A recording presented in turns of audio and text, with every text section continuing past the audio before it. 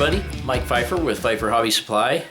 This will be ACT update number 59, and I have some news that may be of interest to some people. Some people might not like it, some people might like it, but anyway, let's get into what it is.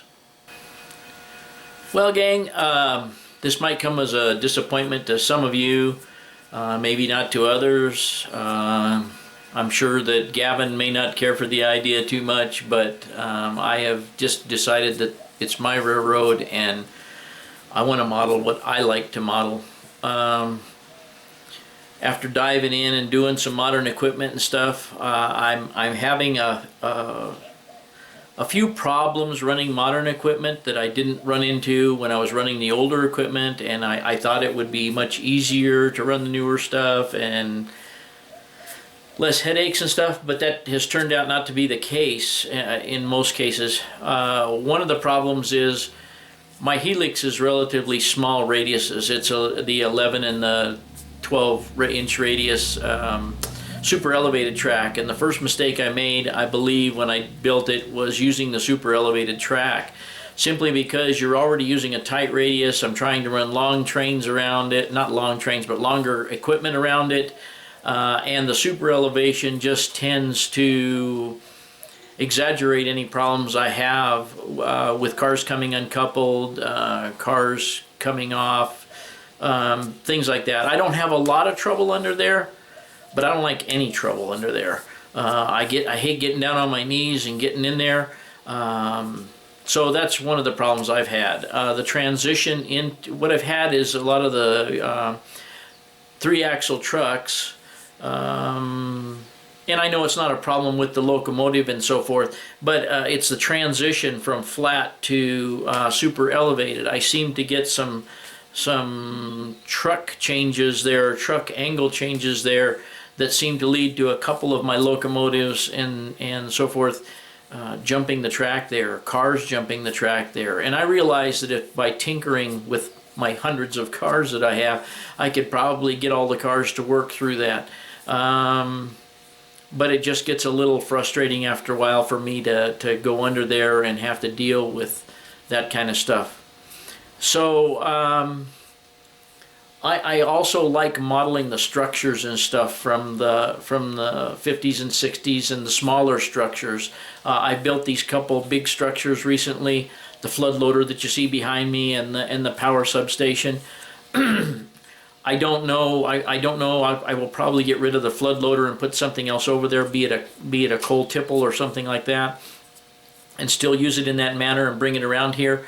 But I think I'm going to change out the one of the first things I'll do is change out the modern power plant for maybe the older Northern Light and power plant, maybe a little modified version of it.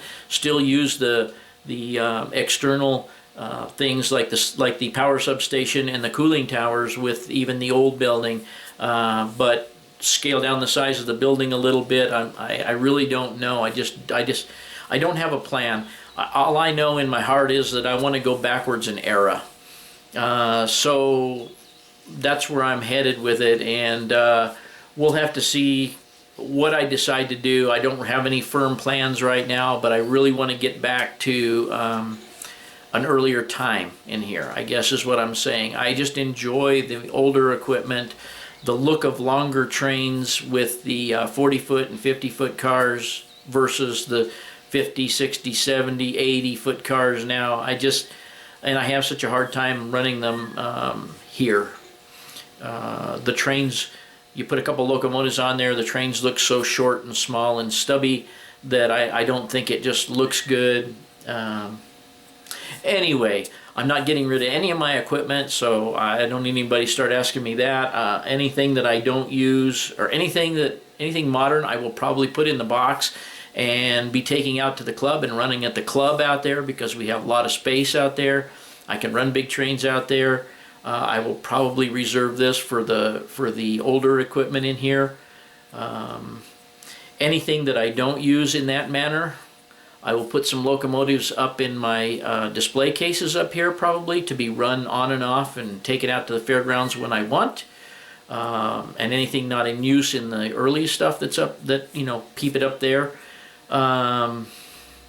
Anything else, rolling stock wise and everything, I'm not just going to give it to Gavin right now, but I'm going to pack stuff away and probably save it for him sometime down the road if he doesn't get any. I mean, you know, kids are kids, you know, they're going to get other interests going on, his baseball, all that stuff. And he's kind of in that mode right now. He still enjoys the trains a lot, but you know, they're just getting older and they're just getting more, there's more and more things to do, more homework, more of everything.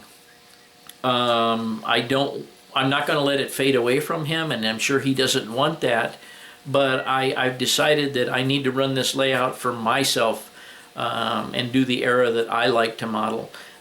He's a member of the club. He's welcome to come out and run all of his stuff at the club. He's welcome to run his stuff here, but I'm going to backdate the layout back to the 50s and 60s, maybe even up into the 70s. But anyway, that's kind of the game plan.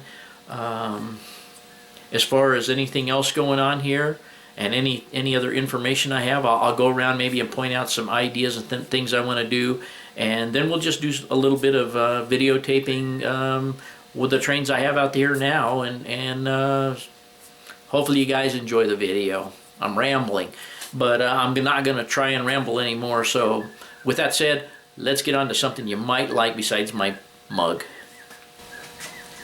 Okay guys, as far as the intermodal facility here, I don't really have a plan to necessarily tear it out, but repurpose it in some manner, and I'm not exactly sure what that is yet. But certainly I can figure out something to do with it, repaint it, do something. I just don't know what to do with it yet.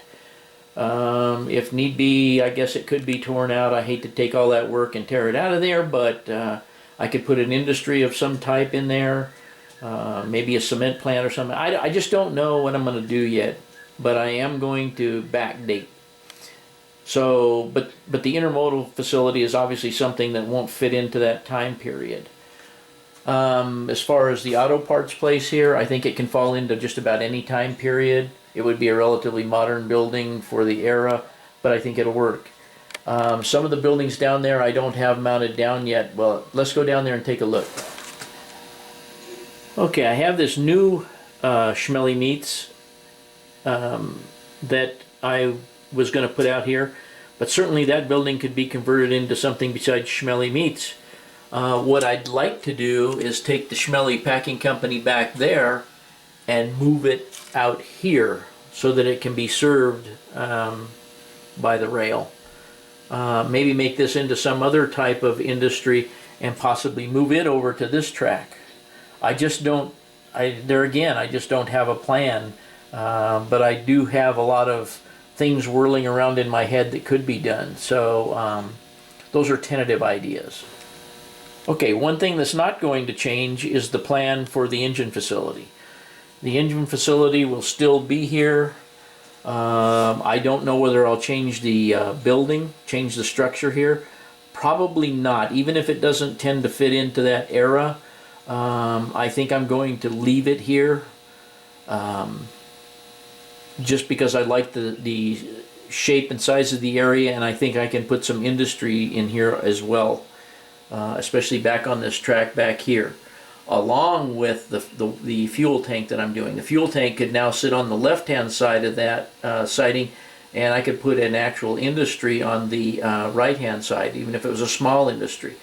So that's another possibility. But I like the layout of this area, and probably going to leave it as is. As for this big building, there's several things I don't like about it, which is why I haven't spent any time on it lately. The size of it was good, and I thought it would be good for a flooring manufacturing company, and it probably still would be. But I do not like these windows in this building. There is no way to paint the window frames. I've tried to think of ways to efficiently paint those window frames with just no good ideas, and I don't like them. I could replace them with something else, but changing eras. The building is probably way too large for what I need here. So I'm probably going to scale that size of that building back some. The area can remain the same, but the building will probably be scaled back. Obviously, the buildings that I had out here, the Reliable Warehouse and T. Leary Chemical, can all remain the same. I think I did discuss in the intro about changing out the power plant to a, maybe leaving it a power plant and just making it an older structure. That's a possibility. I may eliminate it altogether and not do a power plant there, maybe some other type of industry that relates to something over here on the other side. So let's jump over to the flood loader. Okay, certainly we have a coal industry over here that's going on, but I'm thinking that I could take the old coal building over there, leave that that conveyor across, and maybe put another building over here on the other side, and use the diamond coal building to act as a loader on, and put the structure, the loading structure, facing away from me as my finger is pointing over here on that straight piece of track over there. So basically take this pile out, have the structure here, have the coal coming in from the other building over there over to here into the diamond coal building, and have the chutes over there over those two tracks. That would still allow me to have a coal industry there and then still service a power plant over here. As I was saying, on the other side, I could put in some other industries over there that relate. Leave the pond here. I kind of like the idea of the pond, but maybe take out this hill and take out some of this right in here and put another industry, say, right in here. Maybe a cattle loading or something, or maybe even move it down here where the building was going to go for the coal mine. I just don't. There again, I sound like I'm lost in space here, and maybe I am, but I can utilize the track as it sits, but I just want to do something else with the structures that are serviced by those tracks and retrofit it back to the era that I'm talking about doing. As for over here, my guess is that most of this will remain unchanged. I didn't change it when I modernized, so there's not much sense in changing it again at all. Just leave it like it is and let it relate to the 50s and 60s and 70s. The town is sufficient back there. The little depot is sufficient there. I think all of this stuff along here is sufficient. Go back to my earlier automobiles. I have a whole poop load or boatload of older automobiles, actually more than I have in modern stuff. So most of this here will remain the same. We're kind of coming back to where we started from with the intermodal facility swap. Nothing else down the way will probably change.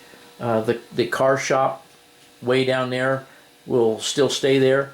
I think I never changed any of these structures here, and I might leave them as the grain mill or grain dealer. I don't think anything else on here will change very much except the newer areas that I put in on the outside edge of the layout. Now let's do a little bit of talk about track. Okay, I think I explained it in one of my other videos what phase 3 of the modernization was going to be. I think the modernization stuff that I had planned is still going to take place. However, I'm thinking about going to because I don't want to do any work on the helix. I don't want to remove the helix, and I don't want to redo the helix. What I'm thinking about is going to single track. And what I want to do is down there where it goes underneath the bridge and up on top where this train is going now, you can see that it's on the inside track. What I want to do is take the outside track and make that the single track.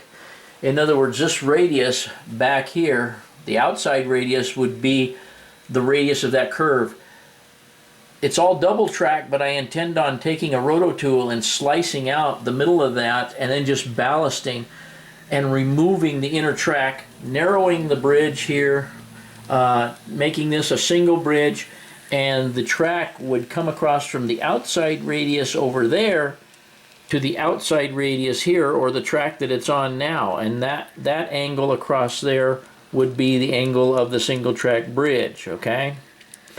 When I get over here, I'm on the outside track, take out that double crossover, come all the way down here single track until I get to about here.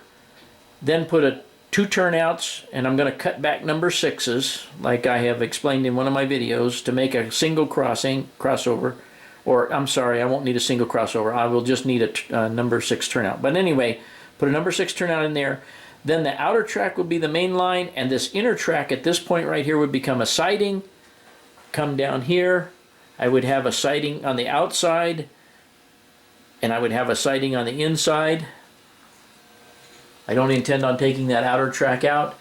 Once I get back down to somewhere in here, the siding would cross back across to the wider radius, go around the outside down there on the wider radius, go along the back on the wider radius, go all the way around here on the wider radius, come back to here, and at some point in this area it would cross across to the other track, use the outer radius all around there, and whoops, knocked over my water tower. But anyway, you would come in on the larger radius here, and as I come into the yard, there would be a number 6 turnout that would either take you into this half of the yard or that half of the yard. The yard would remain exactly as is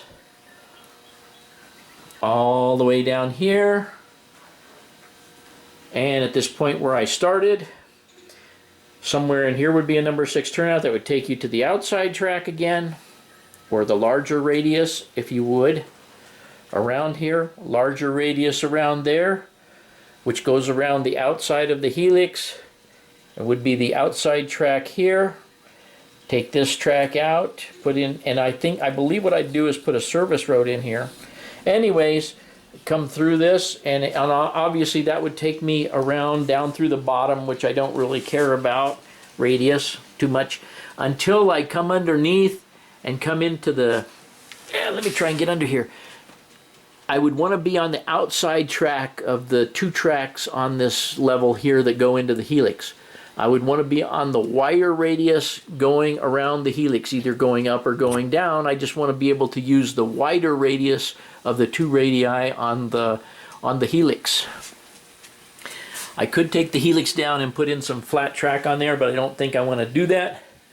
When you come up and out of the helix, if you're or down, whichever case you are, we would be, we would be coming back on this track right here, which would be the outer or larger radius.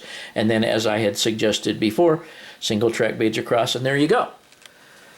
So basically, I would have passing sidings in the yard here. I would have the track closest to us right here would be a siding from down there to over here somewhere. And I would also have an additional siding, which could be a bad order track or whatever, where the train is sitting now. And everything else would remain the same. But the operation up and down the helix would virtually be single track. And I would be utilizing all the larger radiuses on the outside of all of my curvatures on the parts of the layout that show. I hope that kind of makes sense. I mean, I have it visually in my head, and I hope I'm explaining it properly, what I intend on doing. And the idea of doing this is to alleviate the overloading of the appearance of track on the layout. When I stand back and look at it now, and I think I explained this in the earlier video that I did on this subject when I was talking about changing, it just looks to me like I'm really track heavy on this layout. I'm building heavy and track heavy, and I think the addition of larger buildings that I've been doing is just making it even look worse, making it look more urban. And I don't want that. I want to try and clear out some space, give a more open appearance. So whatever I have to do to accomplish that, I'll have to do. And like I say, some of this track is double track. All the curves are super elevated. But even to take the track out up there, some places I won't need to take track out. I'll just utilize the outer track. But some places where I need to. it's likely that I'll bring in a Dremel tool and cut the super elevated track in half and make a service road out of the half that that I will be removing the track from visually. So we'll find out how that works. If it doesn't work, I'll pull all the track up in that area and just replace it with the specific non-super elevated track. It's not that big of a deal. But like I say, as I've said 15 times already, I don't have a specific plan on how I'm going to accomplish that. I just have it in my head as to what I intend on doing. So let me think for a little bit and I'll see if I need to add anything to this. Okay, I think I mentioned that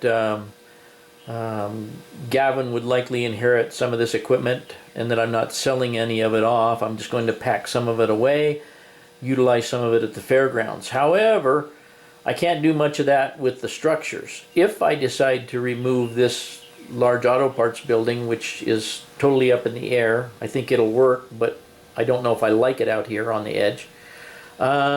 And if I remove the power plant, and if I remove the flood loader, well, I am going to remove the flood loader.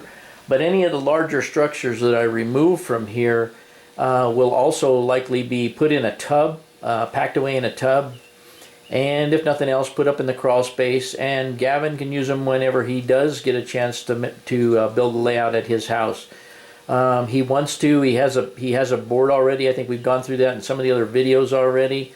It's just, he just hasn't done it, but I totally believe that he will do it someday. So, that being said, there's no sense in getting rid of buildings. You can't ship buildings. You can't really sell them. They don't make it in transit. So I have the old turntable. I have some buildings that are taken off earlier that can probably go back on that are relatively small, wood construction type, buildings. But anyway, anything that's modern in the way of buildings and vehicles, automobiles, that kind of stuff will be packed away for Gavin's use down the road somewhere. Or, you know, if I get a wild hair to build a different layout altogether someday. I hope that doesn't come about, but we'll see what happens. But I'm content with the layout. I just think I have too much track showing, and I just like to go back to my own era. I want to mention something else to you, and I haven't really given this a lot of consideration either, but it's just like everything else in this video. But let me get to that. Okay, for some crazy reason, I guess because there's HO track up there, I have a lot of my old HO stuff strewn about here on this shelf unit that actually sits in the old window on the outside of the garage. What I was contemplating doing is pulling up the HO track on there and gluing down some N-scale track on there so I can display some of the trains that I really like my GP60Ms and possibly some well cars in a train just on display up there. My El Capitan. Try and get most of it up on one of those shelves. Just some trains that I'm really kind of proud of, that I like, that I may want to get down and run at some point in time, but preferably have them on display in something long enough to contain them. So that's the idea up there. I will pack the HO stuff away. Once again, I won't sell the HO stuff because there are things up there such as this doodle bug right here that I built from scratch, which runs, by the way. And things that I did when I was in HO that I probably will never get around to doing again. So those will likely be packed away, and there will be some N-scale track applied up there and some trains. I may wind up putting scenery in behind the track back there. What I'm saying is backdrops, just so it really makes it entertaining to look at. That's just another idea I have in my head. As far as anything else in the room, I don't have any plans. The only other plan I got is something that I'll show you here in just a second, and I've been neglecting and neglecting and neglecting, and it's driving me crazy. Okay, the other thing that's driving me nutty is years ago, you guys may remember when I very first started doing this layout, I put these rubber tiles in here. They have been a very nice thing to have. They're very cushiony for my ugly tennis shoes to walk on. They let you stay out here for an extended period of time without hurting your feet. However, I don't know how it happens because nothing in here seems to move. But I got a hump in the stinking floor here. And every time somebody walks in here, it takes them by surprise and trips them up. So I've got to pull these tiles out of here, find out why this is moving. If I need to, I'm going to go get some more new tiles. I may new tile the whole place depending on what the cost is. Not really sure. But I got to get rid of this hump in the floor. That's just another thing on the list of things I got to do. Other than that, I'm in pretty good shape, and I guess really I'll just do a little bit more of taking some trains going around.